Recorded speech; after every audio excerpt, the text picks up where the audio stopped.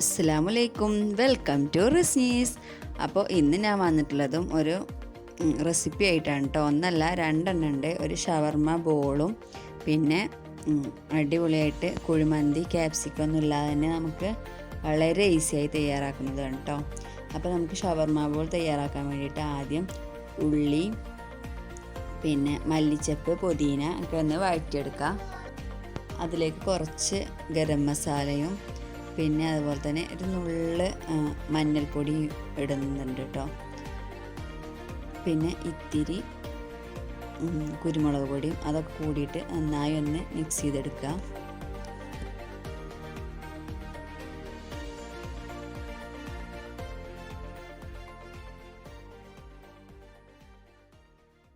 അതുപോലെ ആവശ്യത്തിനുള്ള ഉപ്പും ചേർത്ത് നന്നായി മിക്സ് ചെയ്തെടുത്തതിന് ശേഷം ഇത് ചിക്കനാണ്. ചിക്കന് ഒന്ന് മിക്സിയിലെടുത്ത് അടിച്ചെടുത്തതാണ് കേട്ടത്.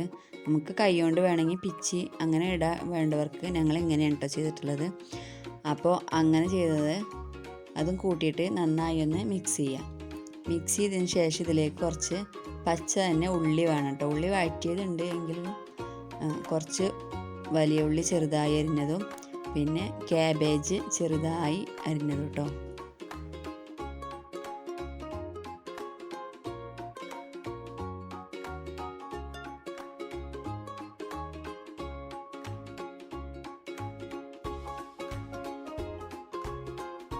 അങ്ങനെ അതൊക്കെ കൂട്ടി നന്നായി മിക്സ് ചെയ്തിട്ട് നമ്മളിതൊക്കെ ചേർക്കുന്നത് മയോണൈസാണ് കേട്ടോ. അതും കൂട്ടിയിട്ട് നന്നായിട്ട് മിക്സ് ചെയ്തെടുക്കുക.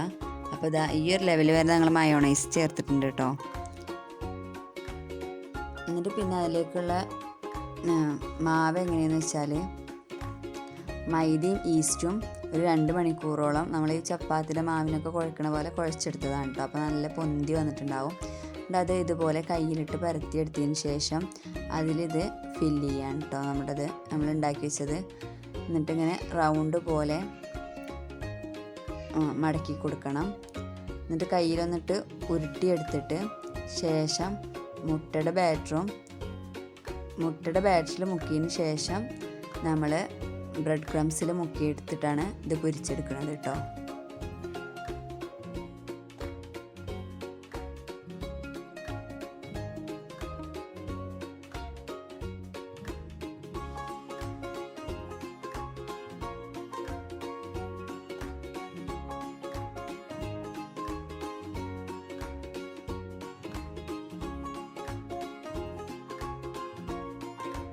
അപ്പോൾ നന്നായി തിളച്ച എണ്ണയിലേക്ക് ഇട്ട് കൊടുക്കരുത്. ചെറിയ ചൂടുള്ള എണ്ണ ഒന്ന് ചൂടായതിന് ശേഷം തീയെ കുറച്ച് വെക്കണം കേട്ടോ. സ്ലോയിലിട്ടിട്ട് വേണം ഇത് വേവിച്ചെടുക്കാൻ. ഉള്ളൊക്കെ നന്നായി വെന്ത് തരേണ്ട കാരണം തന്നെ വളരെ സ്ലോയിലിട്ടിട്ട് വേണം നമ്മൾ മെല്ലെ മെല്ലെ വേവിച്ചെടുക്കാൻ. ഇല്ലെങ്കിൽ ബ്രെഡ് ക്രംസൊക്കെ പെട്ടെന്ന് കരിഞ്ഞു പോകും കേട്ടോ.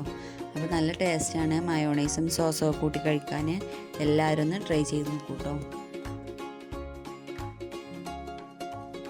മന്തി റെസിപ്പിയാണ് കേട്ടോ. വളരെ സിമ്പിളാണ് ഉണ്ടാക്കാൻ. അതിന് വേണ്ടിയിട്ട് കുറച്ച് വെളുത്തുള്ളി ഇഞ്ചി പേസ്റ്റും പിന്നെ മഞ്ഞൾപ്പൊടി മുളക് പൊടി ഉപ്പ് ഇട്ടിട്ട് നമ്മൾ ചിക്കൻ ആദ്യം വേവിച്ചെടുക്കുകയാണ് കേട്ടോ, പൊരിച്ചെടുക്കുകയാണ് കേട്ടോ. അപ്പോൾ അതൊന്ന് പൊരിച്ചെടുത്തതിന് ശേഷം നമ്മൾ അതവിടെ വെച്ചു. എന്നിട്ട് പിന്നെ അതിന് വേണ്ടിയിട്ടുള്ള വെള്ളം വെക്കുകയാണ്. അപ്പോൾ നമ്മൾ ഊറ്റിയെടുക്കുകയാണ് കേട്ടോ ചെയ്തിട്ടുള്ളത്. അത് കാരണം അളവ് കറക്റ്റായിട്ട് പറയാൻ പറ്റില്ല. ഊറ്റിയെടുക്കുമ്പോൾ കുറച്ചധികം ഉണ്ടെങ്കിലും കുഴപ്പമില്ലല്ലോ. അപ്പോൾ അതിലേക്ക് മന്തി മസാല ഇട്ടിട്ടുണ്ട് തിളച്ച് വന്നപ്പോൾ.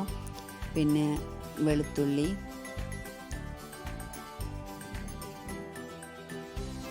അത് നമ്മുടെ ഇഷ്ടാനുസരണം ചേർത്ത് കൊടുക്കാം കേട്ടോ. വെളുത്തുള്ളി പിന്നെ പച്ചമുളക് കേട്ടോ. നമ്മളൊരു 6 പച്ചമുളകോളം ചേർത്തിട്ടുണ്ട്. പിന്നെ ഏലക്കായ, പട്ട, കറാമ്പൂ അതൊരു പിടി ഇങ്ങനെ ഇത്രയും ചേർക്കുന്നുണ്ട് കേട്ടോ.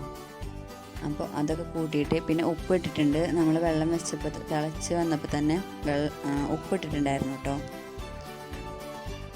പിന്നെ സൺഫ്ലവർ ഓയിലും ചേർത്തിട്ട് നന്നായി ഇളക്കിയതിന് ശേഷം ഇതൊരു മണിക്കൂർ കുതിർത്തി വെച്ച ബസുമതി റൈസാണ് കേട്ടോ. അപ്പോൾ അങ്ങനെ അതും കൂടി മിക്സ് ചെയ്തിട്ട് നന്നായി ഇളക്കി കൊടുക്കുക.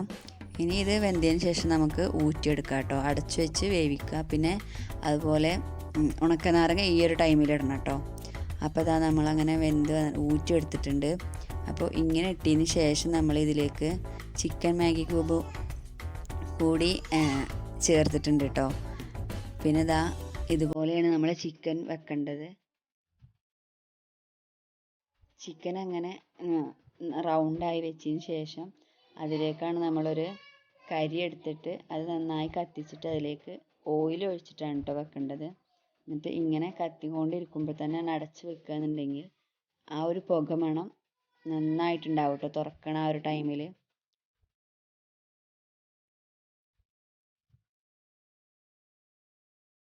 നമ്മളിതാ 2 മണിക്കൂറിന് ശേഷമാണ് കേട്ടോ, നമ്മൾ കുറച്ച് നേരത്തെ ഉണ്ടാക്കി വെച്ചിട്ടുണ്ടായിരുന്നു ഇത് തുറക്കണത്.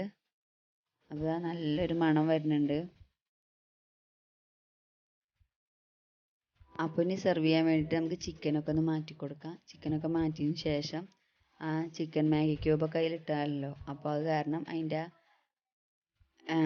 ഇതൊക്കെ നന്നായി ഒന്ന് റൈസ് നന്നായി ഒന്ന് മിക്സ് ചെയ്ത് കൊടുക്കുക കേട്ടോ. എന്നിട്ട് വേണം ശേഷം നമുക്ക് സെർവ് ചെയ്യാൻ.